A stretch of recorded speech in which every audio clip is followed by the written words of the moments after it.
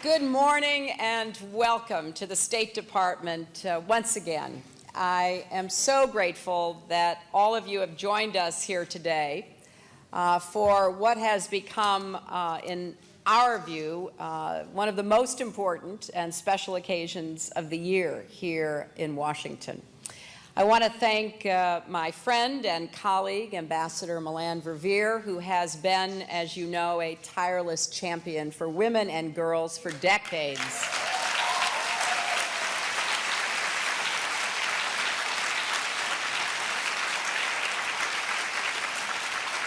Milan and her team have not only made this event such a special occasion year after year, but they have helped put women and girls at the center of everything we do here at the State Department and in the Obama administration. So thanks again, Milan, although it was left out of her mention of the 7th grade girls, that one of them is her granddaughter. So she is very committed to the next generation, and I thank you for everything you have done and will do. Now, why is this a special occasion? Well, for one thing, it is the way we mark International Women's Day, to gather leaders and activists, and particularly our honorees here in Washington, to recognize their remarkable achievements. And for the 4th year, we are so honored to be joined by the First Lady of the United States, Michelle Obama.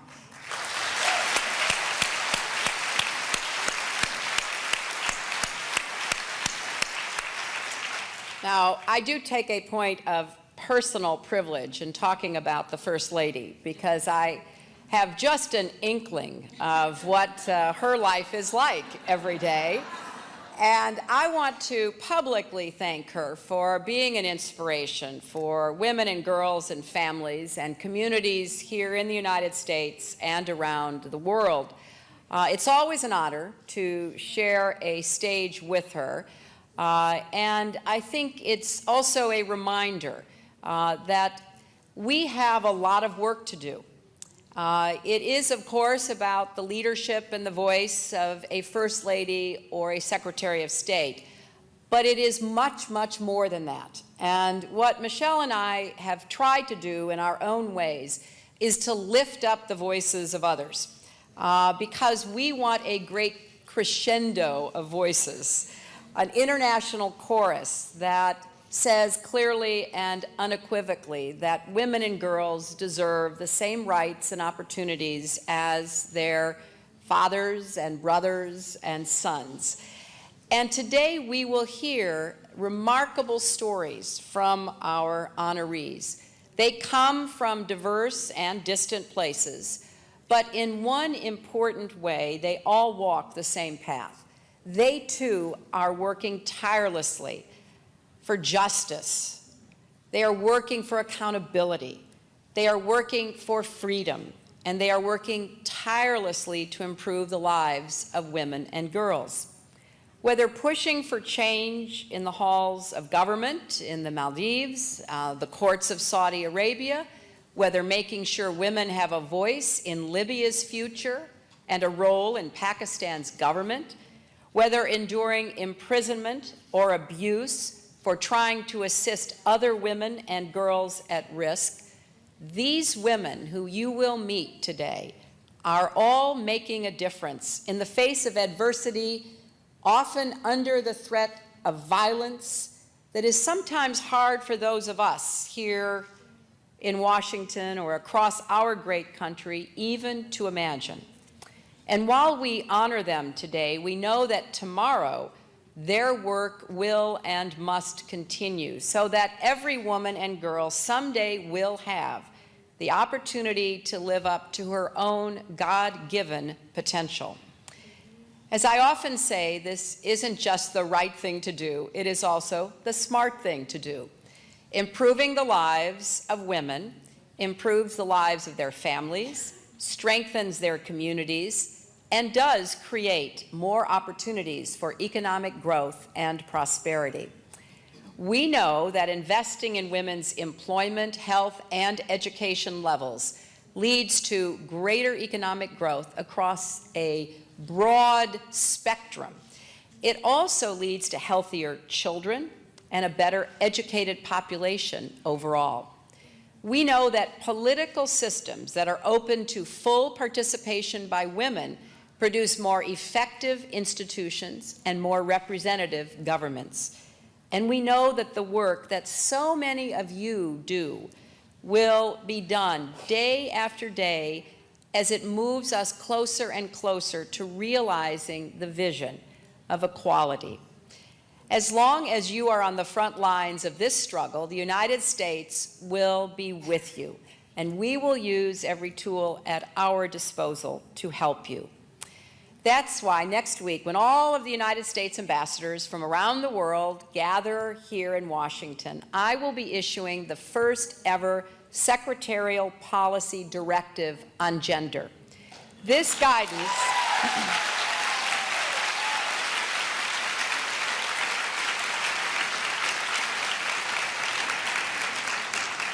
This guidance, which complements the recently released USAID gender policy, will instruct our embassies and bureaus to implement specific steps to promote gender equality and advance the status of women and girls in all of our work in order to further both our national security and our foreign policy goals.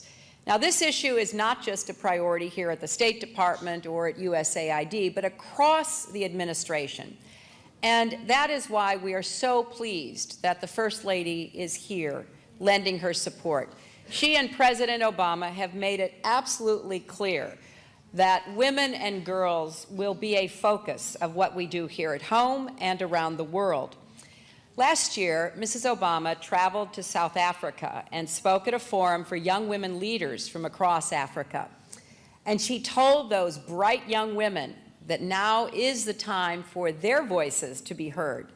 For them and for so many others, she said that the power was in their hands to help usher in an era when women would no longer be second-class citizens, and they would be able fully to participate in open and accountable government.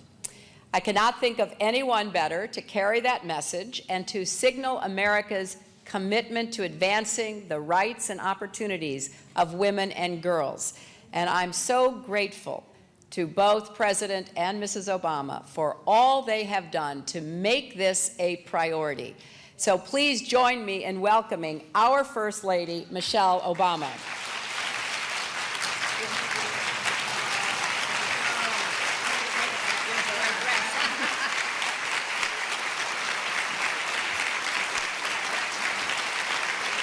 Thank you.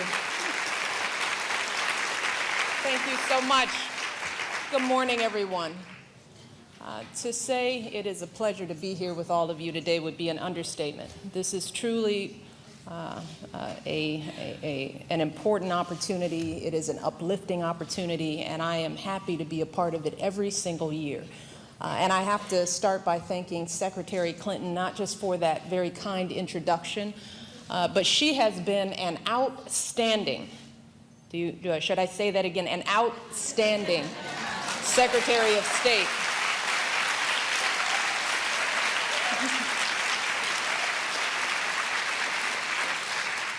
And she has been an inspiration to women and girls around the world. She is a role model for me in so many ways. I don't think she realizes how what she has done has made what I am doing partially possible. So with all the respect and admiration that I can give to her, I will be wherever she needs me to be whenever she needs me to be there.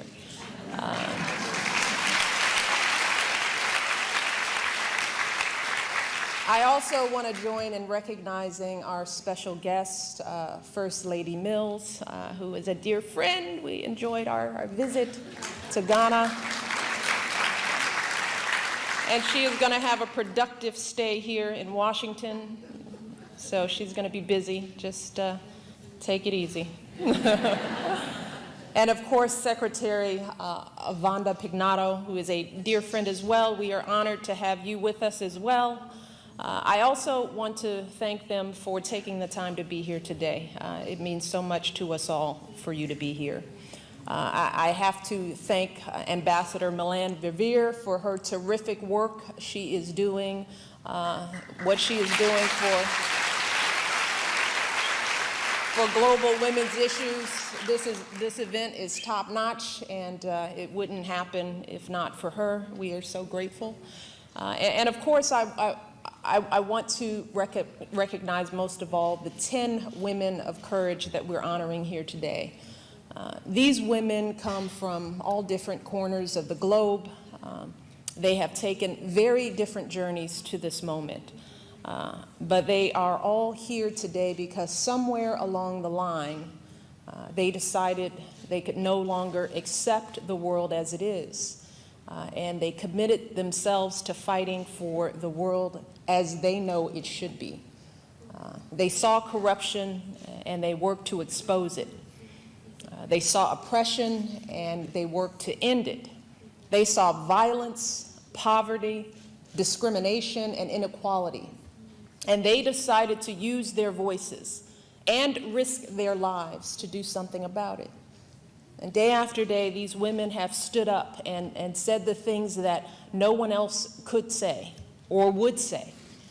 Year after year, they endured hardships that few of us could bear. At the age of 22, Zinmar Aung was imprisoned for 11 years simply for writing a letter demanding that the elected civilian government take power in Burma. When she was freed, she went right back to work, fighting for the rights of women and ethnic minorities and political prisoners.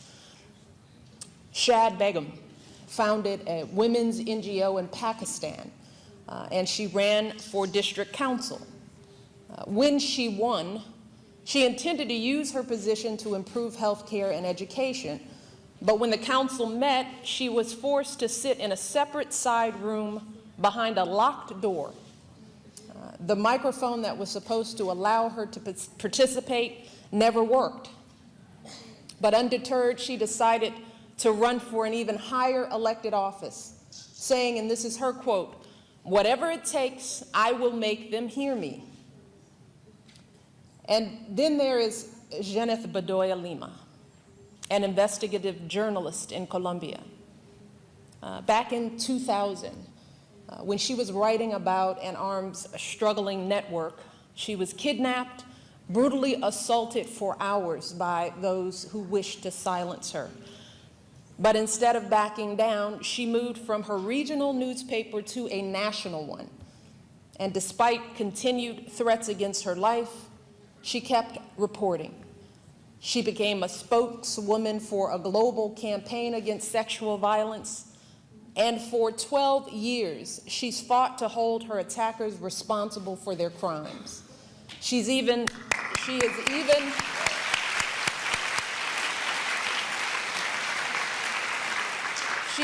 taken her case all the way to the Inter-American Commission on Human Rights, seeking justice not just for herself, but for women across her country. And that is why, despite the risks they face, despite the hardships they endure, these women carry on. Because they know that they are fighting not just for their own rights and freedoms, but for the rights and freedoms of so many others. That is why, despite daunting physical obstacles, Safak Pabe didn't just win a seat in parliament in her own country.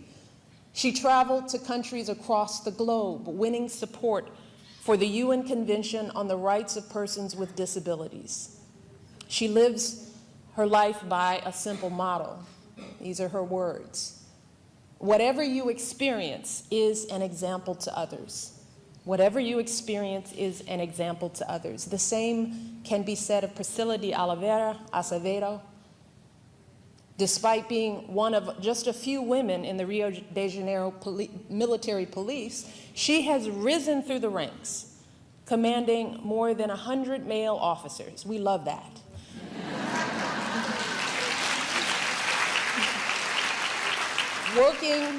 in one of the toughest communities in the city, and even arresting a gang of criminals who kidnapped her. Women of all ages have been inspired by her leadership. And of them, she says, again, a quote, "They see me as an example of the fact that any woman can work in any type of activity. It's just a question of wanting to do it." And that is why each year we invite young people to join us at this event. It is so important because we want them to learn from and be inspired by the example of these women of courage. We invite them because we want to say to them and to boys and girls across America that if, despite all the obstacles these women of courage face, if they are still running for office and running organizations and serving their communities and their countries, then surely you can find a way to follow your dreams. Surely you can find a way to give back to your community and to your country. If these 10 women can endure death threats and horrifying violence and years behind bars to stand up for what they believe in, then surely our young people can find a way to stand up for what they believe in. Surely all of you can overcome the obstacles you face in your own life. And I'm thinking particularly of Jeneth Bedoya Lima and what she endured on that day 12 years ago. As her attackers assaulted her, they said to her, "Pay attention, we're sending a message to the press in Colombia." Well, today, with every story she writes and with every public appearance she makes, Jeneth is sending her own message that she will not back down, that she will not give up, and she will never, ever allow her voice to be silenced. And it is the same message that all of these women are sending with every act of courage they commit. The message that injustice will not stand, that inequality will not be tolerated, and that they will not stay silent in the face of evil. And to all of those who are oppressed and abused and left out and left behind, they are saying, "I am standing with you. I am fighting for you. You are not alone." And on this International Women's Day, that is the very message I wish to send to these 10 women and others like them in every corner of the globe. On behalf of my husband and on our country, I want you to know that you are never, ever alone. The United States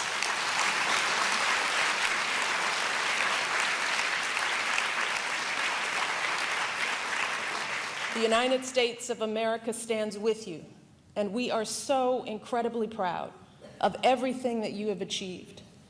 And we will continue to fight with you for the causes to which you have devoted your lives. So thank you all so much. Enjoy this day. Congratulations. God bless.